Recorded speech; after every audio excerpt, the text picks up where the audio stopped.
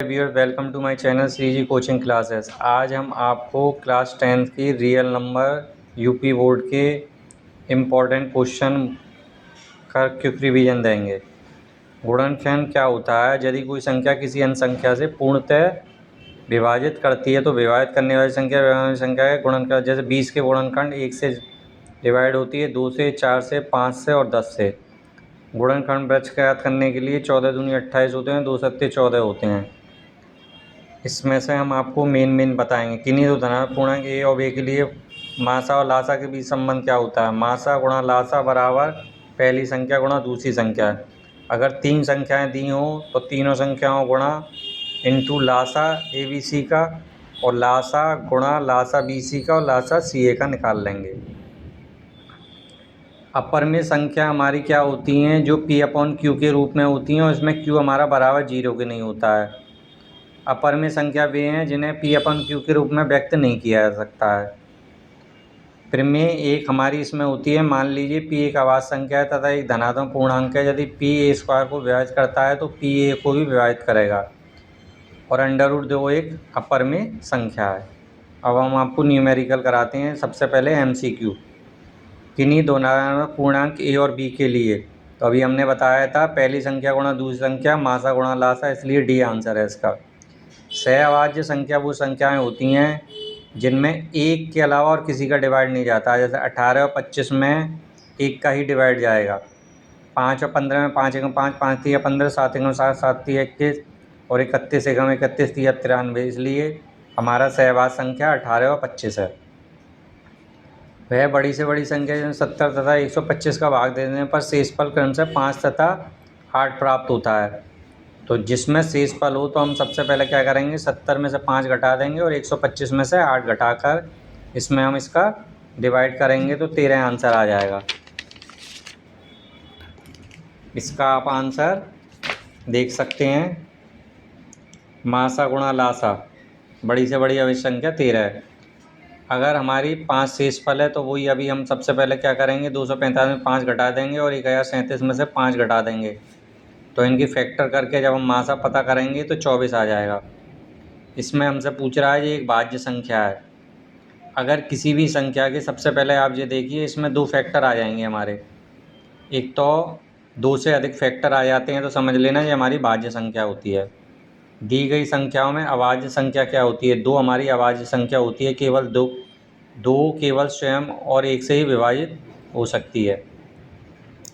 संख्या 156 का अभाज्य गुणनखंड आप कर ही लेना, कोई दिक्कत नहीं है। 26 और 100 का लासा दे रखा है तो इसको हम उसी से पहली संख्या गुणा दूसरी संख्या लासा गुणा मासा से सॉल्व कर लेंगे।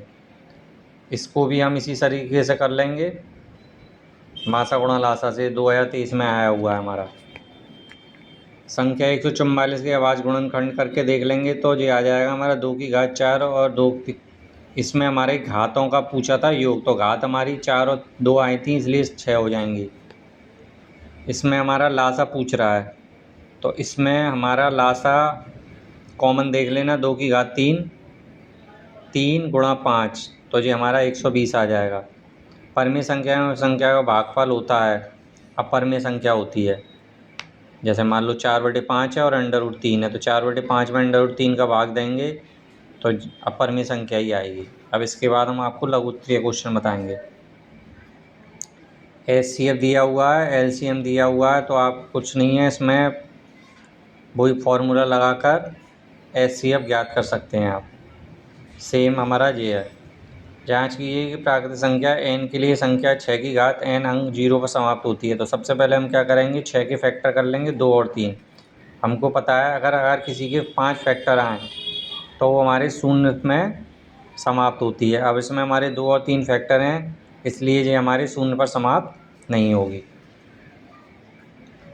सुबह की सैर में 3 व्यक्ति साथ साथ घूमते हैं और उनके कदमों की माप क्रम से 40, 42 और 45 है। प्रत्येक को छोटी छोटी। अब इसमें सबसे पहले हमको इस तरीके के जैसे घंटी वाला सवाल आ जाए, सैर वाला सवाल आ जाए तो इसका हमको लासा निकालना पड़ता है। तो 2520 सेंटीमीटर इसका आंसर आएगा। इसी तरीके से हमारा वृत्ताकार है, इसमें 18 और 12 मिनट दिए हुए हैं तो इसका भी हमको लासा फाइंड करना है। इसमें हमारा सबसे बड़ी घात लेनी है। अभाज्य गुणन बीजगणित 96 का इसका लासा ज्ञात कीजिए। तो लासा और मासा आप आराम से निकाल ही लेंगे। इसको हमें वृक्ष बनाकर अभाज्य गुणनखंड निकालने हैं, तो इसके फैक्टर करके आप आसानी से निकाल सकते हैं। अब यहाँ से हमारे थोड़े मोस्ट इम्पोर्टेंट क्वेश्चन हैं।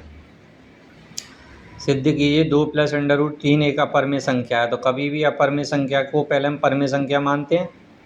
अब आपको पता है कि 2 को अगर हम उधर ले जाएंगे तो यहाँ पर केवल √3 बचेगा, तो √2 अपरिमेय है और ये हमारी परिमेय है, तो ये कभी ऐसा बराबर नहीं हो सकता है, तो ये हमारा विरोधाभास है। तो इसलिए हमारी 2 + √2 एक अपरिमेय संख्या है। सिद्ध कीजिए √2 एक अपरिमेय संख्या है। ये हम आपको पहले भी क्वेश्चन करा चुके हैं। तो सबसे पहले ये भी माना 2b² बराबर 2 हमारा a² से विभाजित है, तो 2b a से विभाजित है, ये हमारी थ्योरम है। अब a की जगह हम 2c ले लेंगे, तो इस तरीके से हमारे ओवेनिस्ट आ रहे हैं। तो √3 हम 10 की तरह से कर सकते हैं। इसके बाद दर्शाइए कि 5 √2 एक अपरिमेय संख्या है। तो इसको भी हम सेम 5 को नीचे ले आएंगे, यहाँ अपरिमेय और ये परिमेय, तो ये विरोधाभास है, तो ये हमारी अपरिमेय संख्या है। ऐसे इस तरीके से हम इस टाइप के क्वेश्चनों में हमको एक अपरिमेय संख्या और एक परिमेय संख्या को बराबर रखना पड़ता है। सेम क्वेश्चन हमारा 40 है और ये हमारे कुछ लघुत्तरीय क्वेश्चन हैं, जो आप करने की कोशिश करना। इसको हम बता देते हैं। यदि √AB एक अपरिमेय संख्या है तो सिद्ध कीजिए कि √A प्लस, तो हमने क्या करा, √A प्लस √R बराबर है, जहाँ A और B परिमेय संख्या है, तो दोनों पक्षों का वर्ग करने पर हमारा ये अपरिमेय और ये परिमेय आ गई और ये हमारा प्रूव हो जाएगा। इसके बाद हम आपको सेकंड चैप्टर बताते हैं। बहुपद क्या होता है? ऐसे बीजीय व्यंजक जिनमें चर राशियाँ केवल ऋणात्मक, पूर्णांक, धनात्मक तथा शून्य घात के रूप में हो, बहुपद कहलाते हैं, अर्थात फलन। वास्तविक संख्याएं जिन्हें गुणांक कहते हैं। बहुपद की घात ये होती हैं, जैसे 3 है, इस पर 3 तरह के बहुपद होते हैं हमारे। रैखिक जिसमें अब घात 1 हो, द्विघात जिसमें घात 2 हो, त्रिघात जिसमें घात 3 हो और चतुर्घात जिसमें घात 4 हो। बहुपद के शून्यक हमारे f(x) और f के होते हैं। इसके लिए हमें सबसे पहले शून्य गुणांकों के संबंध, ये बहुत इंपॉर्टेंट है हमारे ax + b का शून्य -b/a होता है। b हमारा अचर पद और a x का गुणांक होता है। द्विघात बहुपद के लिए अल्फ़ा बीटा मानते हैं, तो अल्फ़ा + बीटा बराबर -b/a और अल्फ़ा बीटा बराबर c/a। अगर 3 दिए हुए हैं अल्फ़ा बीटा गामा, तो इसके लिए x² का गुणांक, xq का गुणांक, x का गुणांक, xq का गुणांक और अचर पद बटे xq का गुणांक। ये हमारा इतना इम्पोर्टेंट नहीं है, लेकिन आप फिर भी इसको देख लेना। अगर हमको कोई द्विघात बनाना हो तो सबसे पहले हम क्या करेंगे, k x² - शून्यकों का योग x शून्यकों का गुणनफल, इससे हम निकाल सकते हैं। और ये हमारे xq वाला है, त्रिघात वाला। अब इसके हम आपको क्वेश्चन बता देते हैं। यदि बहुपद x² - शून्यक 3 है तब मान सत्य होगा। तो इसमें कुछ नहीं करना, आपको वैल्यू p शून्यक 1 3 है, तो 3 वैल्यू रख के देख लेना। 3 x की जगह 3 रखा, तो ये हमारा आंसर 2 आ गया। तो हमारा ये आंसर a का मान उसने 1 कहा था, ये हमारा 2 आ रहा, असत्य है। 6 तथा -1 वाले कितने बहुपद होंगे?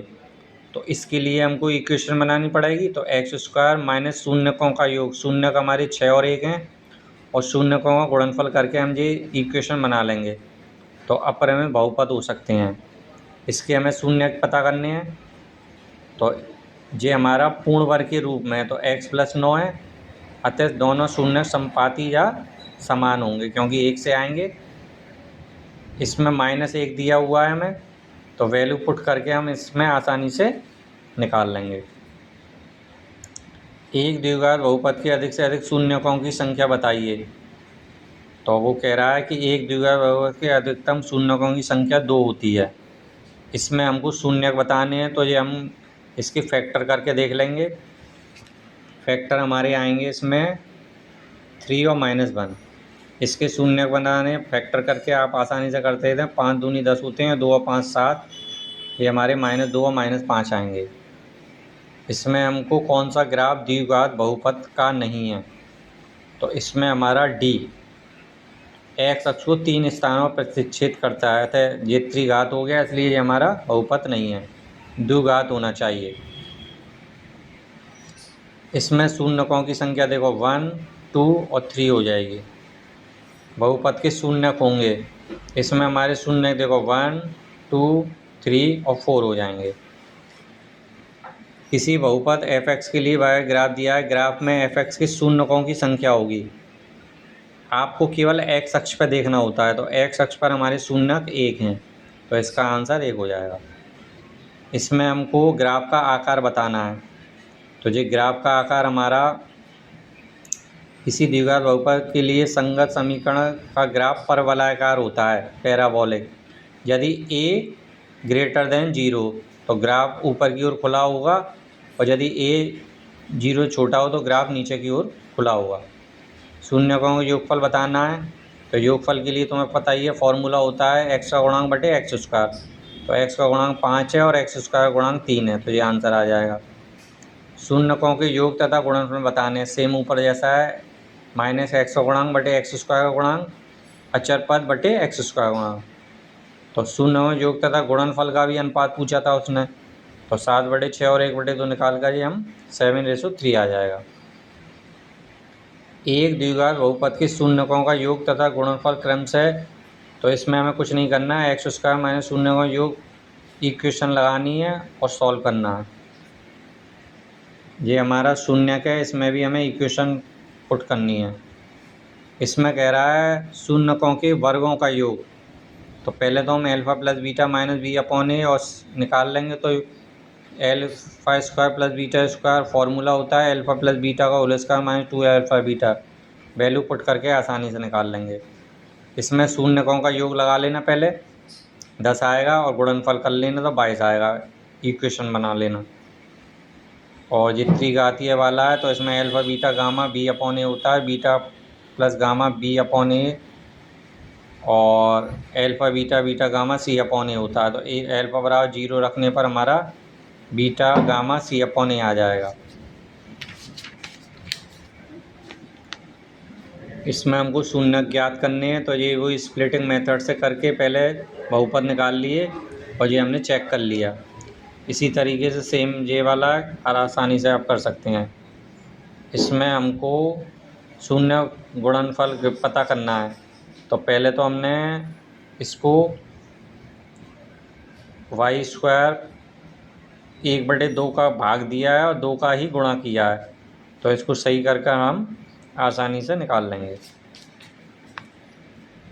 द्विघात के बहुपद और पुष्टि करनी है इसमें, तो पहले स्प्लिट मेथड से हम दोनों निकाल लेंगे, शून्यकों का योग शून्यकों का गुणनफल।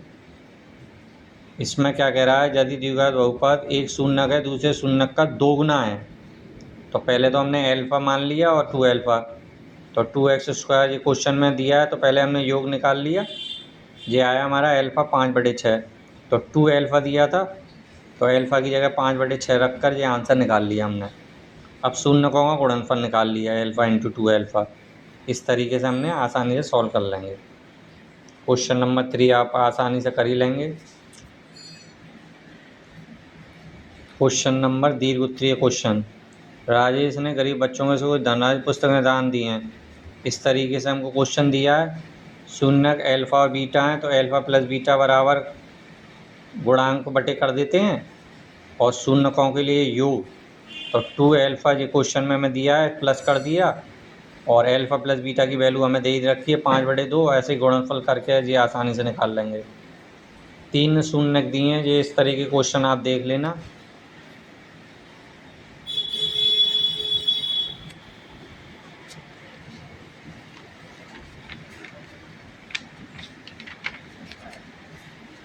अब हम आपको कुछ चैप्टर 3 दो चर वाले रैखिक समीकरण बताएंगे। इसमें हमको सबसे मेन जो है वो अनुपातों की तुलना, आलेखी निरूपण, बीजगणितीय व्याख्या और संगतता ये ज्ञात करनी है। अगर हमारा a1/a2 बराबर नहीं है b1/b2 पे, तो ये प्रतिच्छेद रेखा होती है और इसका केवल एक हल होता है और ये संगत होता है। अगर तीनों बराबर हैं तो संपाती रेखाएं अनंत हल होता है, निकाय संगत होता है। अगर 2 बराबर हैं और 1 बराबर नहीं है तो ये हमारी समांतर रेखाएं होती हैं, कोई हल नहीं होता है। तो इससे रिलेटेड हमारे कई क्वेश्चन आएंगे, तो हम आपको बता देते हैं। ये देखो, यदि समीकरण x + y = 10 का एक हल x = 3m + 2 दिया है, y 4 है और m का मान ज्ञात करना है, तो हमें क्या करना है, y की वैल्यू पुट कर देनी है। y = 4 रखने पर तो 3m + 2 + 4 = 10 दिया है, x + y = 10 दिया है यहाँ पर। तो हमने 3m + 6 = 10, तो 10 में 6 गए 4, तो हमारा ये आंसर आ जाएगा। यहाँ पर हमने x की जगह 3m + 2 रखा है और y 4 रखा है। x की जगह 3m + 2 और y की जगह 4, इससे हमने m फाइंड कर लिया है। p = 10 दिया है और ये क्वेश्चन दिया है, तो इसमें हम सबसे पहले क्या करेंगे, a1 हमारा 6, b1 5, c1 4, a2 b2 और c2 निकाल लेना। तो इसमें हम सबसे पहले क्या करेंगे, चेक करके देखेंगे a1/a2 बराबर b1/b2 बराबर नहीं है c1/c2।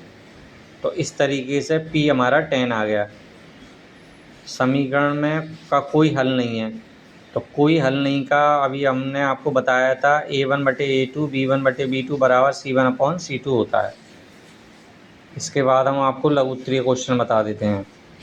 अद्वितीय हल है, तो अद्वितीय हल हो तो उसमें हम a1/a2 बराबर नहीं है b1/b2। इसके लिए आपको ये टेबल देखिए, अद्वितीय हल लिख रहा है तो ये याद रखना पड़ेगा। तो इसका आपका आसान k का मान निकल आएगा। इसमें कह रहा है कोई हल नहीं है, तो कोई हल नहीं के लिए अभी बताया था ये वाली इक्वेशन लगेगी। तो अगर आपने टेबल याद कर ली तो बहुत आसानी से ये क्वेश्चन कर लेंगे। तो इसमें से क्वेश्चन ज़रूर आता है। देखिए, अपरिमित रूप से अनेक हल हैं, तो इसके लिए ये वाली इक्वेशन लगा देंगे। इसमें हमको तुलना करनी है, संगत है या असंगत है, तो ये बराबर नहीं है तो युग्म संगत है। अनेक हल वाला अभी हमने बताया था, तीनों को बराबर रखकर k की वैल्यू फाइंड कर लेंगे। और इसमें समांतर अथवा संपाती है, तो पहले तो आप इक्वेशन देख लीजिए। तो इसमें वही हमारा तीनों इक्वल रख देंगे, तो ये हमारा संपाती होगा। अब हम आपको लघुत्तरीय प्रश्न बताते हैं। इक्वेशन दी है, तो इसमें हम सबसे पहले क्या करेंगे, x की जगह अगर हम 0 रखते हैं तो y2 आएगा, x की जगह 2 रखेंगे तो बिंदु हमारे ये आ जाएंगे, और ऐसे ही दूसरी इक्वेशन के बिंदु निकाल लेंगे। अब इसको हम ग्राफ पेपर पर प्लॉट कर लेंगे। ये हमारा x एक्सेस है, y हमने एक एक का डिफरेंस लिया है। तो पहला हमारा 0 2 था, तो 0 2 पे लगा दिया, ग्राफ आप पर आता ही होगा। फिर 2 0 है। इस तरीके से जो हमारा यहाँ पर प्रतिच्छेद करता है, तो यहाँ पर जब भी प्रतिच्छेद करता है वो हमारा संतुष्ट करेगा। अब हम आपको अगला बताते हैं। ग्राफ वाले में आप पहले तो x या y की वैल्यू पुट करके पहले टेबल बना लीजिए, फिर इसमें हमारा दोनों रेखाएं समांतर आ रही हैं, तो इसका कोई हल नहीं होता है। इसके अनेक हल हैं, तो अनेक हल के लिए हमने अभी भी बताया था तीनों इक्वल आते हैं। बस अगर आपको टेबल याद है तो इस तरीके के क्वेश्चनों में आपको दिक्कत नहीं आएगी। इसके बाद हम लॉन्ग क्वेश्चन बताते हैं। इसमें हम x और y की वैल्यू पुट करके आलेख खींचकर आराम से निकाल सकते हैं। एक आयताकार बाग जिसकी लंबाई चौड़ाई से 4 मीटर है, तो पहले तो आप बाग की लंबाई मान लिए, चौड़ाई y दी है, परिमाप का फॉर्मूला आपको पता ही होगा। अर्ध परिमाप में 2 का भाग दे देंगे, इससे हम आसानी से इक्वेशन बना के कर सकते हैं। तो देखिए, एक 2 इक्वेशन जा रही हैं हमारी, तो ये कट कहाँ पर कर रही हैं, तो ये हमारा आंसर आ जाएगा 20 और इसके सामने 16।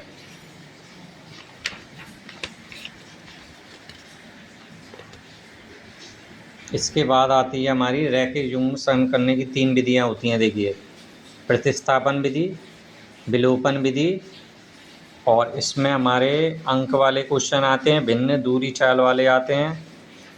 और इसके हम थोड़े से कुछ क्वेश्चन बता देते हैं आपको का कौन सा एक हल हो सकता है। तो इसमें x और y की वैल्यू पुट रख करके देख लेना, जिसमें भी 2 आंसर आए वो हमारा सही होगा। तो 6 और 2 रखने पर ये आंसर आ जाएगा।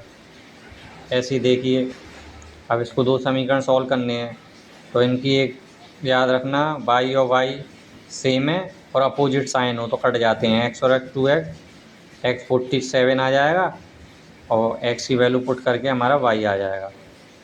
अब इसमें हमें ए का मान पूछ रहा है, तो हमें कुछ नहीं करना, एक्स प्लस वाई, वाई की वैल्यू दे ही रखी है, एक्स निकाल लेना। तो एक्स ए के बराबर है, तो आंसर आ जाएगा हमारा।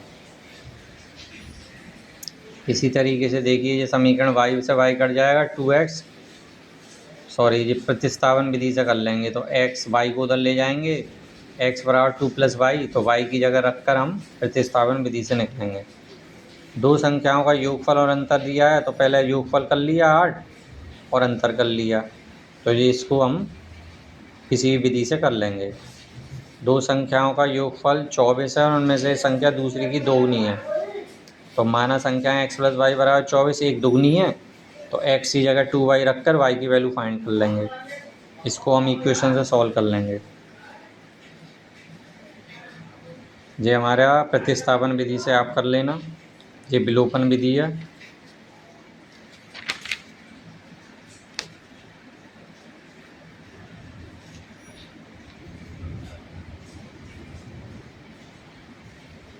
दो संख्याओं का अंतर 26 है, तो अंतर लिख लिया। एक संख्या तिगनी है, तो तिगनी, तो फिर x की वैल्यू रखकर इसको निकाल लेंगे। दो अंकों की संख्या है, इसमें हमको इकाई और दहाई का ध्यान रखना है। इकाई का x माना है, तो दहाई का y, तो 10y + x, अंकों का योग 9 है, तो x + y बराबर 9 हो जाएगा, और पलटने पर हमारा इकाई का y हो जाएगा। तो इस तरीके से हम इक्वेशन सॉल्व कर लेंगे। समपूरक कोण 180 डिग्री के होते हैं, दोनों की वैल्यू 180 हो गई, वैल्यू निकाल लेंगे। दो व्यक्तियों की आय का अनुपात दे रखा है, खर्चे, तो आपको पता है आय में से अगर खर्चे घटा दें तो हमारी इनकम आ जाती है, तो इक्वेशन सॉल्व कर लेंगे। इसमें हमारी एक्स, अनी की आयु x और बीजू की आयु y दे रखी है, तो x - by दोनों का अंतर 3 वर्ष था, और उसकी दुगनी 2x हो गया, तो बीजू की आयु का y बड़े दिन निकाल लेंगे। सिक्कों के लिए हम x + y मान लेंगे और इक्वेशन निकाल लेंगे। आपको मालूम है भिन्न बराबर अंश बटे हर होती है, तो x बटे y कर लेंगे।